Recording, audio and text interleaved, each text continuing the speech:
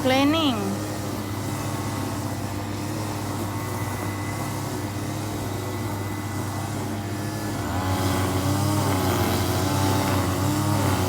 Lalakas sila doon. Ang mga marites, ayaw magsiupo. Ayan, aga-aga, oh. Upo na kayo, mga marites. Ay, Charlie! Charlie! Hindi naman ikaw, Rosie. Ayoko, wag mo kung didilaan. Down. I said down. Charlie!